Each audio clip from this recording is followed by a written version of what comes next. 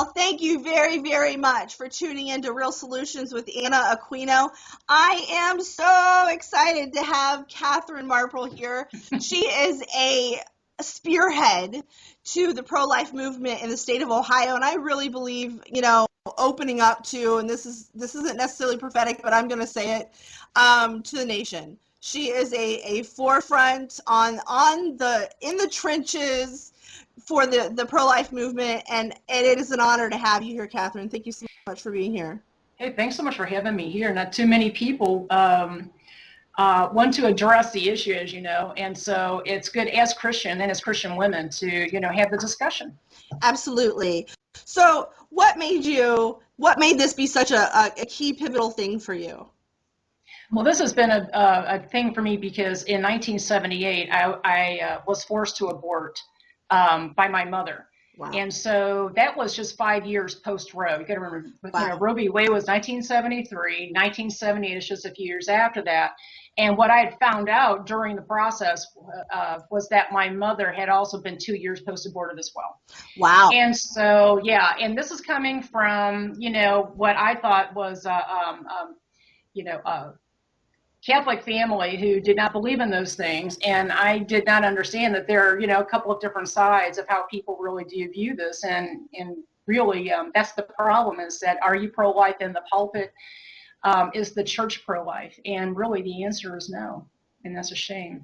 And anyways, so years later, I actually saw someone holding a cross in front of this building and didn't know what it was. It was in 2005. I was on my way to work, and come to find out after a day or two, as I thought about it, I thought, this man standing up there by himself with this huge cross, there's an abortion facility here. Wow. And that's when God was just really starting to work on me. Now, it wasn't overnight. It took me about 3 years to get the ministry up and running and to just say out loud, publicly, this happened.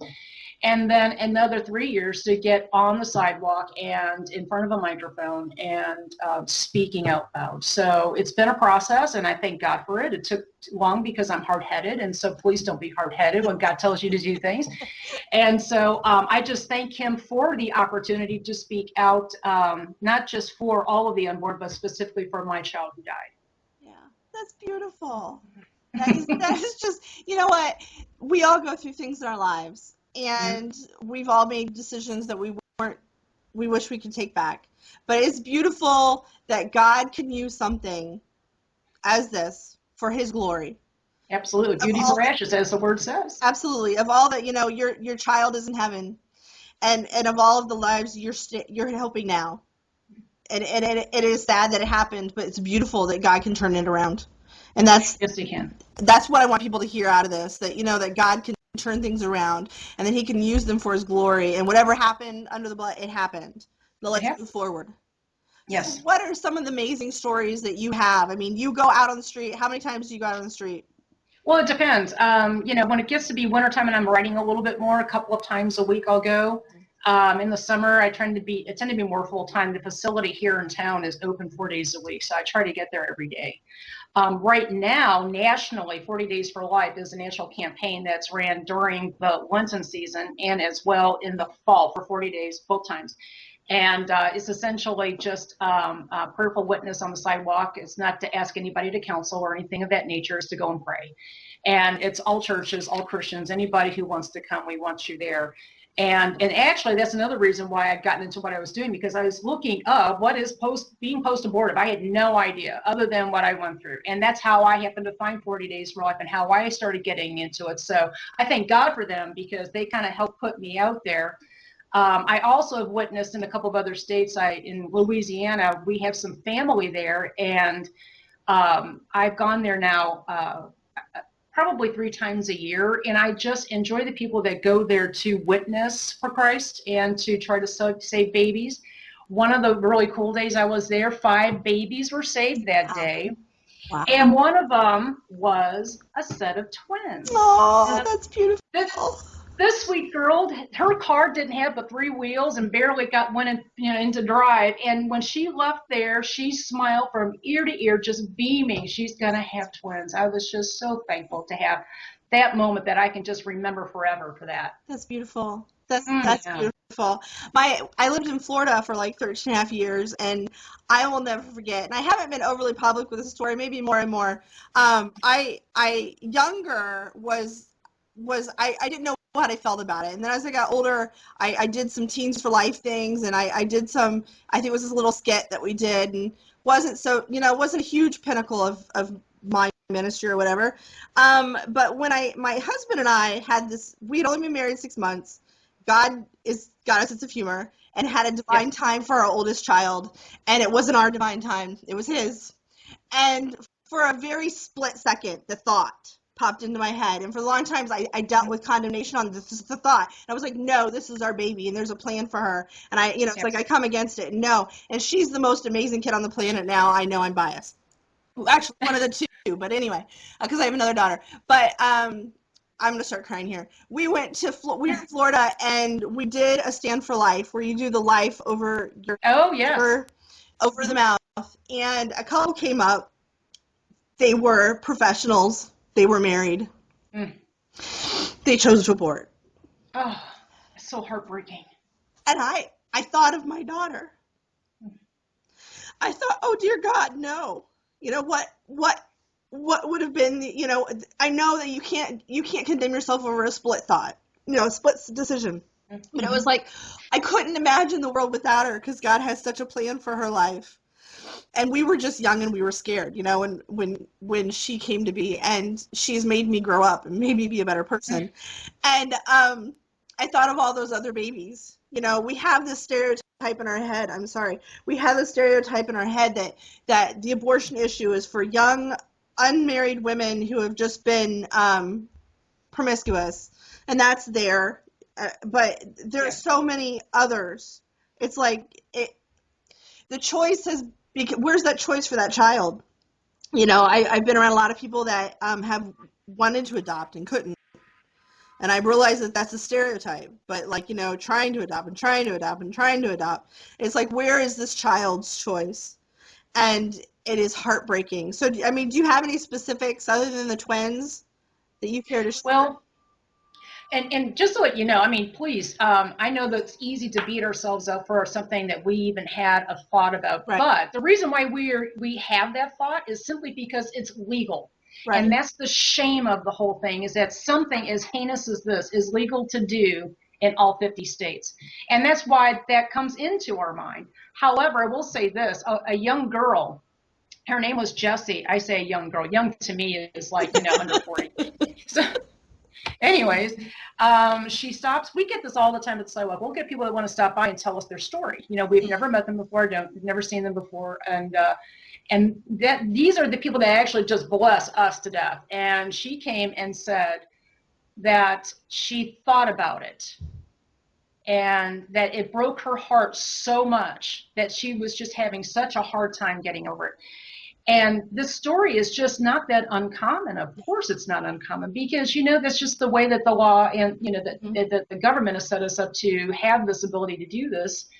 And again, that's just a shame. A lot of times, we get young moms who come with their kids and who said, I did have an abortion, and it was in fact here. And that's even more Oh, heartbreaking, because the place that we go to now is a symbol of death, not just a symbol of death, but it's like a tombstone to those who come by and just stare at this thing and say, my child died in there. And so, the one day I had these two large signs. One was a graphic sign of an aborted child, and the other sign said rescued by abortion, with this beautiful little baby. And had side by side. And this young woman, she brought her young daughters, who was telling us the story, and the little girls, it couldn't have been, I guess, maybe 3 and 4 years old, maybe 5. And the one said, I like this baby better. The one that said rescued by abortion, they're kissing the face of this little child on this huge sign. And it just blessed me, because they know the difference. yeah, They said they're both babies, but I like this one better. yeah.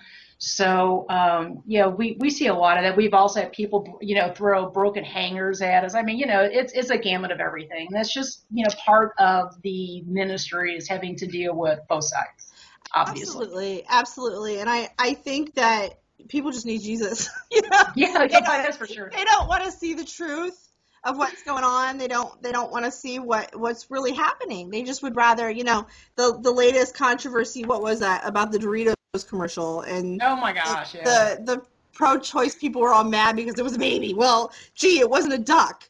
Duh. And it just is shocking. But I know that that's the biggest thing that you hear a lot of when it comes to abortion is they're thinking that, and I'm not saying you are, I know you're not, but they're thinking that the protester is out there because of hate. They're out there because of judgment. They're out there. Do you want to take a minute to address that?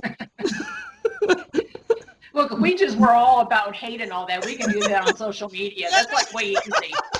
Why go on the sidewalk and, you know, and get screamed at and everything? But my husband and I, actually, my husband does come with me on occasion when he has a day off. You know, he works, of course, and he works so that I can do this, which is pretty cool of him. But we were there that day, and we very seldom get an anti-abortionist, you know. And she came to the sidewalk with a sign, and we are on, this facility's on a very busy street, a major thoroughfare throughout the city. And so she comes, and she's just very young, and she's very pretty, and she has on these low-riding, hip-hugging, you know, tight jeans, takes off her top, and has a halter top swimsuit top on, and is holding this sign, honk if you love sex, and on, pro-choice.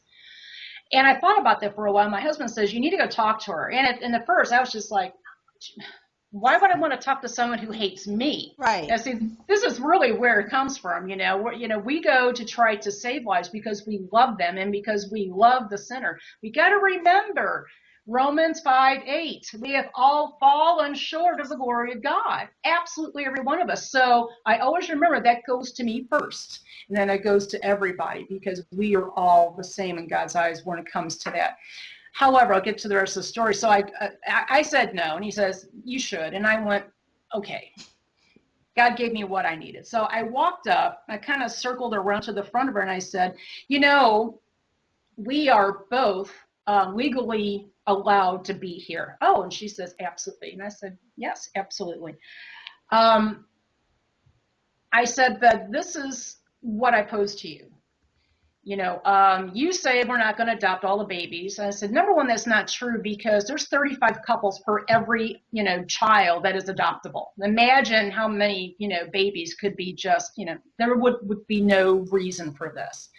I said, and then I wanted to then think about it this way. I said to her, look at those girls walking on a facility right now who have just killed their child.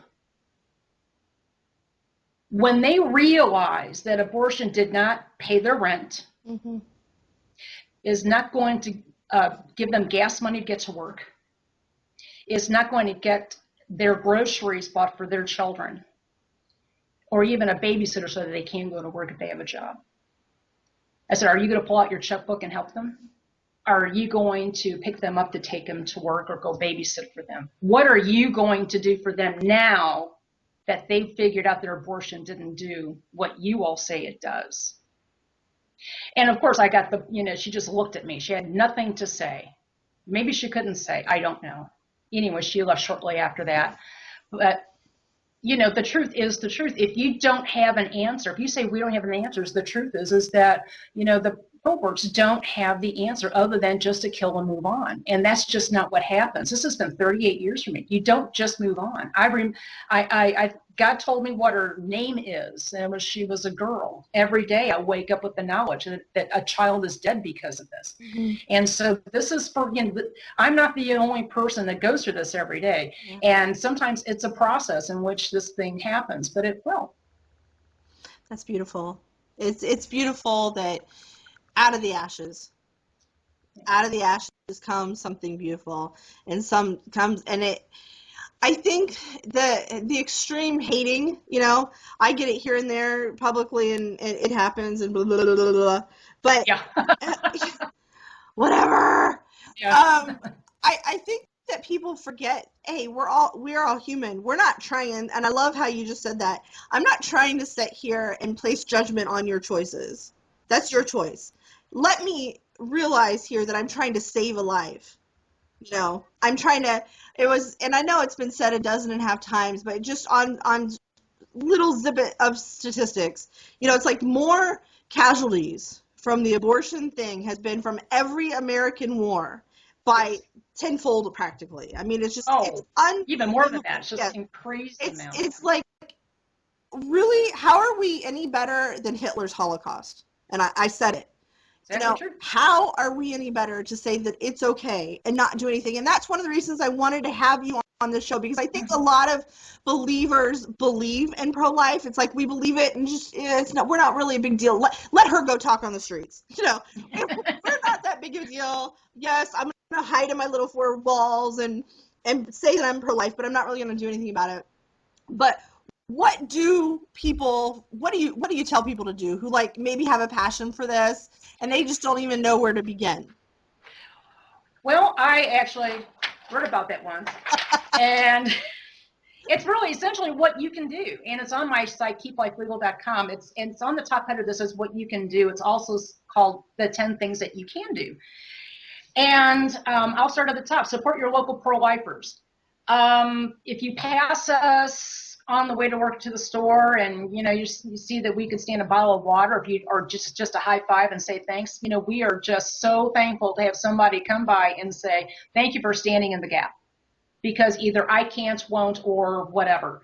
It's just not that hard, really isn't. And you can also support them monetarily, as far as people who actually have ministry who to buy signs, who do buy and make things for the babies and the moms, and just a myriad of things you can do for that. Volunteer at your local pregnancy centers, number 2. And if you can volunteer, I know a lot of ladies from both Catholic and evangelical churches who do this on a regular basis, either to sort through clothes, or some actually counsel. I mean, there's just tons of different things.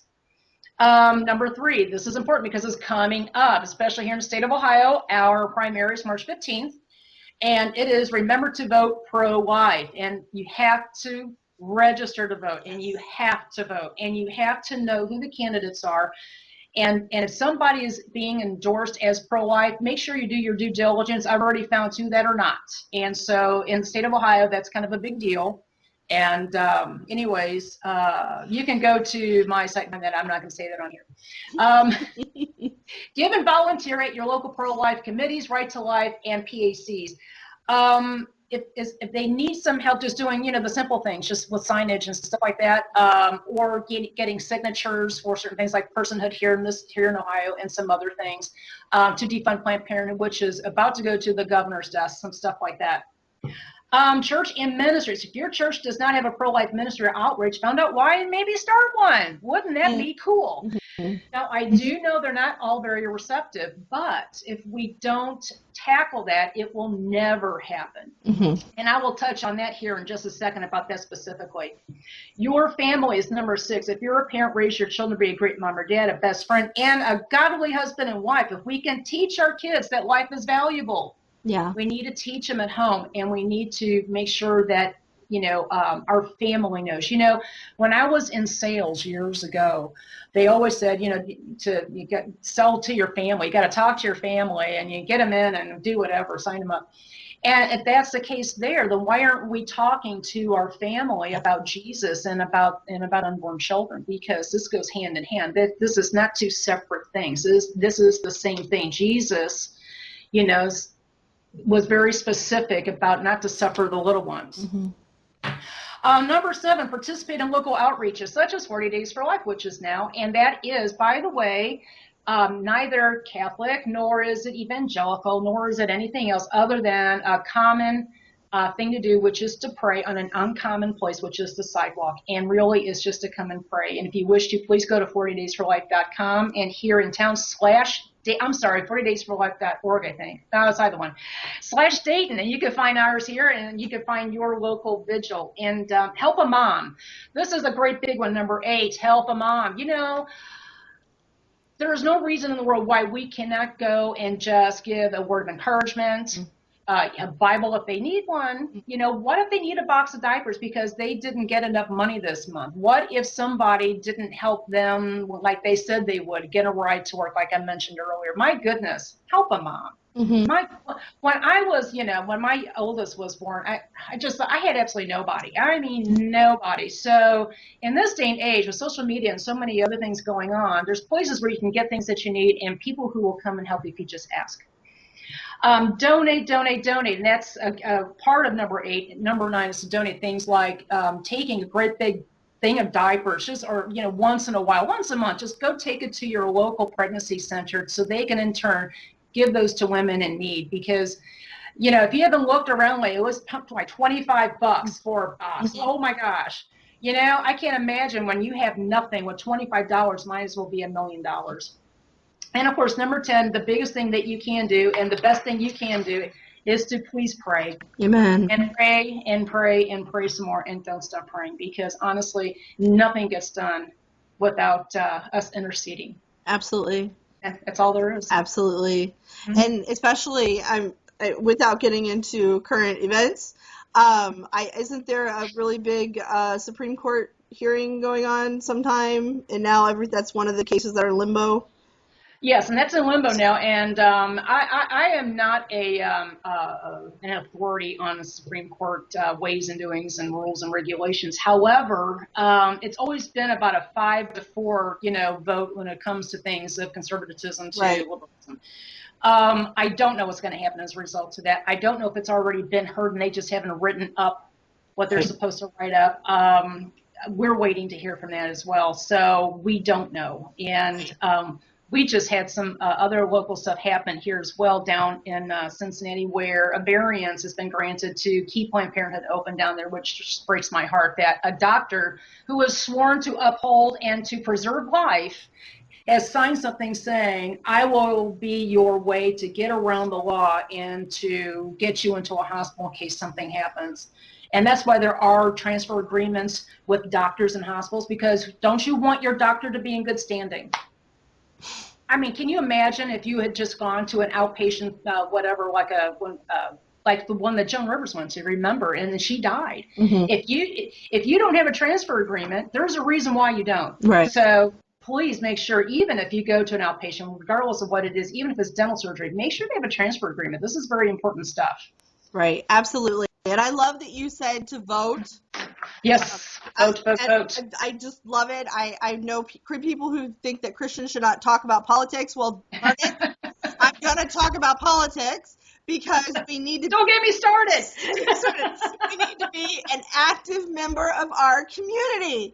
That's how we change the nation. That is how we change the world. You need to be outspoken and say, you know what, you're right. 501c3, can't talk about politics. 501c3, you know what?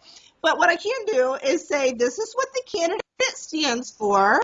This is what your Bible says. Exactly. And so I am so glad you said to vote.